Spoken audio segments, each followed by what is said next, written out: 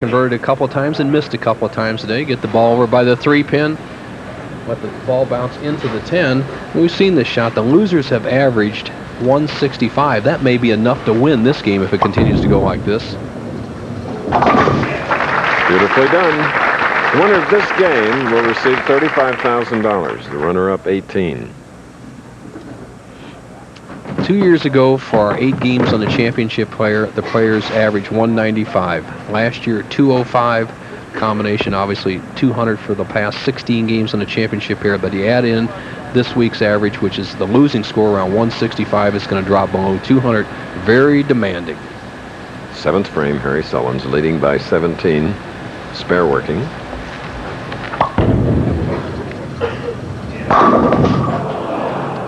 An 8.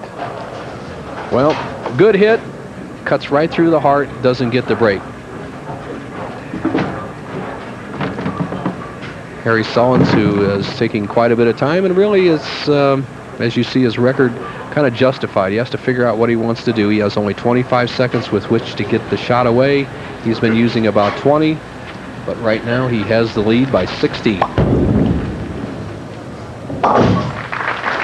Well, here's a chance for us to send our very, very best wishes for a speedy recovery to our touring professional scorekeeper buddy, Butch Soper, remaining in the Los Angeles hospital, recuperating from surgery. All his pals out on the tour wish him well.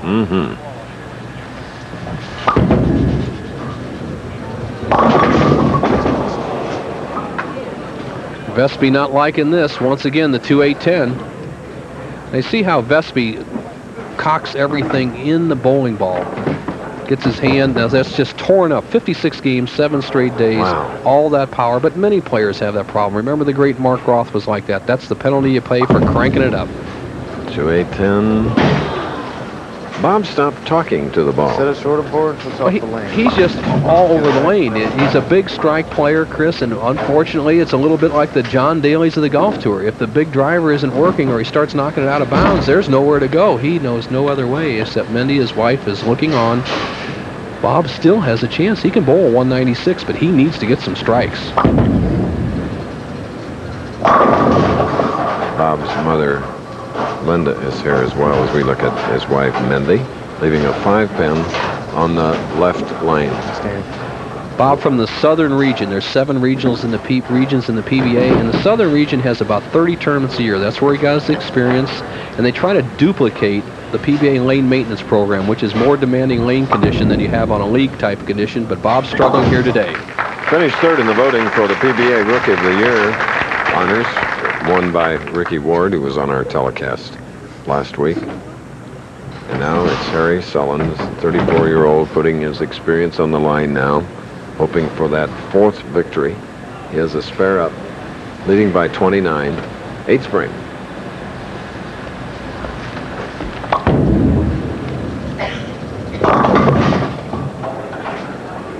Three, 6, 8, 9 again. Well, Chris, that's the 3rd frame he had on the left-hand lane. Remember what he did last time. He threw the ball on channel and missed all of them. Let's see how he attacks it. He should pick up his blue ball and throw it straight at the 3-6. He's up on the approach. Here's how to do it.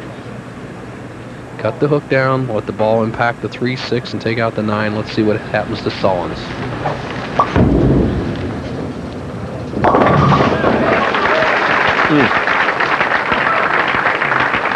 Just barely hanging on. Sullins going at a 191 pace, has a, what I would normally say, a commanding 25-pin lead, but who knows today? He might throw it in the gutter, he might get 6 pins, anything can happen. Never seen so many bowlers' heads shake in disbelief. Philip Ringiner is right behind us. He's still shaking his head, wondering. Well, somebody's got to win. That's the attitude you have to have out here. Somebody's going to win $35,000 a day. You just got to grit your teeth, toughen up, throw your Sunday ball the last 2 frames.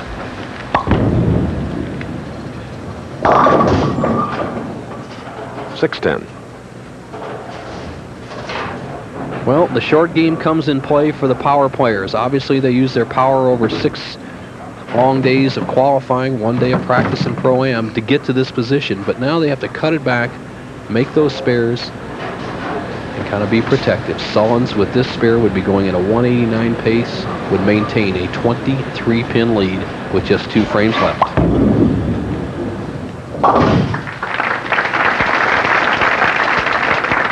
All right, if you're Bob Vespi, you've never been in championship round competition before, you're leading a tournament, you can get exempt from the Rabbit squad in the Firestone Tournament of Champions, but you need strikes. What do? You throw it harder, put all the power you can get on it, and if it goes in the gutter, just tough luck.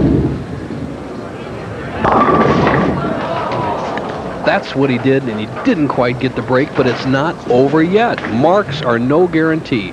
Let's give Vespi a spare right here in the ninth. That would put him at a potential 175. That would force Sullins to get at least a decent count in the 10th frame, so it's still anybody's match.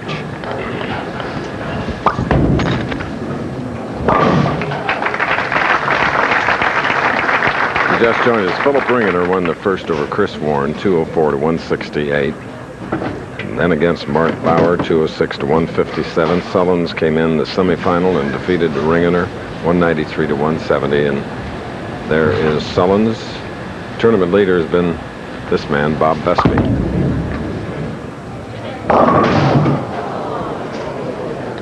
What a shame and somewhat demoralizing, and I'm sure he's taping the show. Harry Sullins knows he's a winner now, sitting on the bench. But he can learn from this Bob Vespi. He's a good young talent. There's the experienced player. He won today, and rightly so.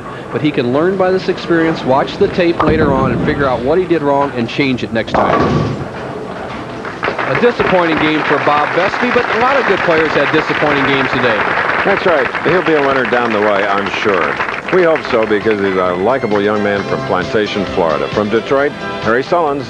Let's go back to New York and Frank Gifford. Showboat, Harry Sullins, 175, Vespi 150, 35, 18, 10, 8, and 6,500. G. Clifford Taylor, Executive Vice President, presenting the trophy. Jack Cook, manager of the bowling center, with a check of $35,000. We'll be back next week at a different